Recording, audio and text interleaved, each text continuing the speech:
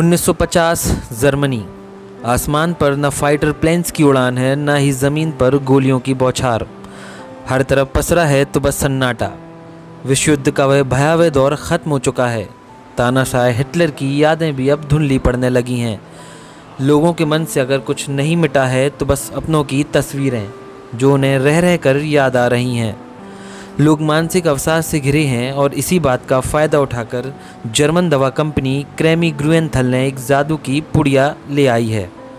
जी हाँ, थैलिडोमाइड को सेडेटिव के तौर पर लॉन्च किया गया है। सेडेटिव यानी एक ऐसी दवा जो मन को शांति या चैन की नींद दे दे। मीडिया रिपोर्ट के अनुसार बिना किसी विशेष ट्रायल रिसर्च के ये दवा मार्केट में आई। धीरे धीरे इसकी लोकप्रियता बढ़ी है और इसे कोल्ड फ्लू और गर्भवती महिलाओं में मॉर्निंग सिकनेस के लिए प्रिस्क्राइब किया जाने लगा है। कहीं ना कहीं यह दावा भी किया गया है कि इसके डोज से तो रैट भी किल नहीं हो सकता। और तो और 1956 में जर्मनी में इसे ओवर द काउंटर ड्रग का दर्जा मिल गया है, यानी इसके लिए डॉक्टर का पर्चा ज़रूरी नहीं। तो शुरू हो गया है इस दवा के ग्लोबल होने का सफ़र। आज थैलिडोमाइड मोस्ट नोटोरियस ड्रग्स में से एक है और क्लिनिकल ट्रायल में दुनिया की सबसे हृदय विदारक त्रासदी। Hello friends, welcome to IQD8 let's multiply knowledge. Corona काल में दवा के दावों का बाजार गर्म है। क्या हमें इस होड़ का समर्थन करना चाहिए? क्या वैक्सीन ट्रायल के लिए राजनीतिक सामाजिक दबाव बनाना उचित है?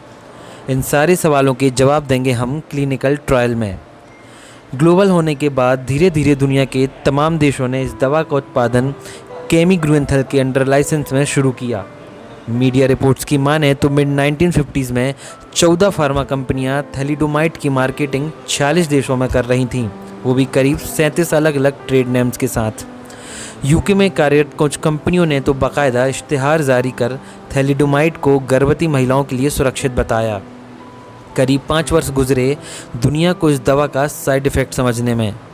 दुनिया में हज़ारों बच्चे अपंग पैदा हुए, कई बच्चों ने अपनी जान तक गंवा दी। इन तस्वीरों से आप इस त्रासदी की भयावहता को समझ सकते हैं कि ये कितना दिल दहलाने वाला क्षण है।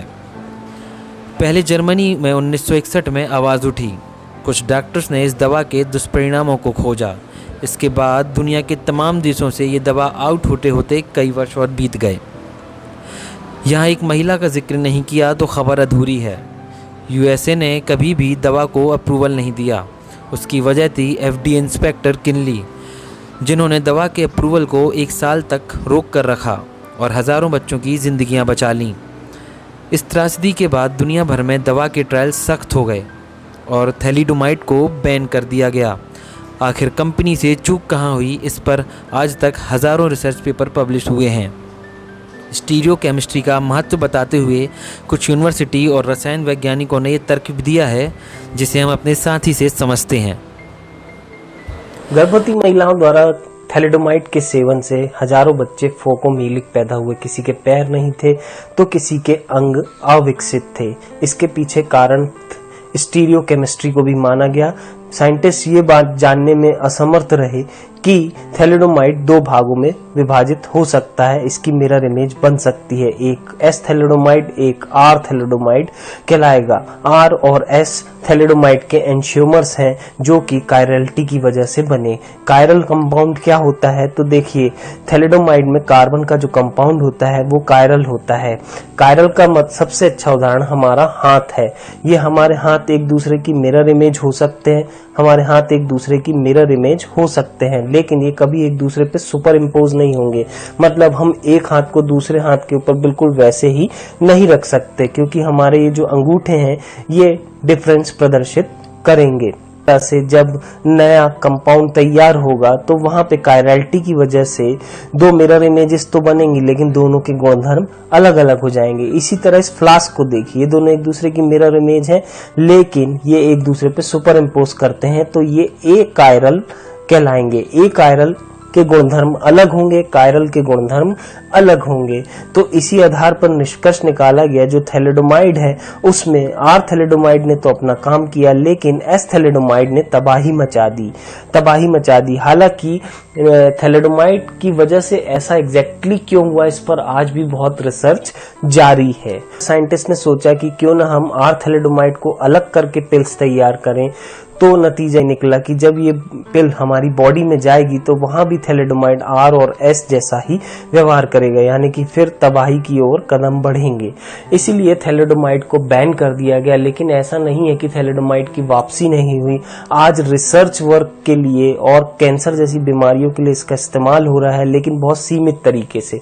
तो कैसे थैलिडोमाइड की वापसी हुई, इस पर आज क्या लेटेस्ट रिसर्च हो रही है, इसे हमारे साथी से समझते हैं।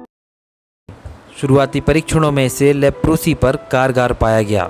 साइंस म्यूजियम वेबसाइट के अनुसार 1967 में WHO के मार्गदर्शन में लेप्रोसी को लेकर इसका ट्रायल किया गया। आज इस दवा का सख्ती के साथ कैंसर जैसे ट्रीटमेंट में उपयोग हो रहा है। वहीं डैना फार्बर कैंसर इंस्टीट्यूट ने थैलिडोमाइड ट्रेजेडी के कारण पर रिसर्च भी की है। इंस्टीट्यूट ने थैलिडोमाइड की थ्योरी को SALL4 से जोड़ा है। ये जीन ग्रुप में SALL फैमिली का मेंबर है जो एम्ब्रॉयनिक डेवलपमेंट के समय टिश्यू और ऑर्गन डेवलपमेंट के लिए प्रोटीन बनाता है। रिसर्च के मुताबिक थैलिडोमाइड इसके प्रोडक्शन को प्रभावित करता है। दवा जीवन बचाती है, लेकिन इसका गलत इस्तेमाल विनाश ला सकता है। अब आप ही डिसाइड करें कि कोरोना की वैक्सीन के लिए सामाजिक राजनीतिक दबाव बनाया जाना चाहिए या नहीं। शुक्रिया।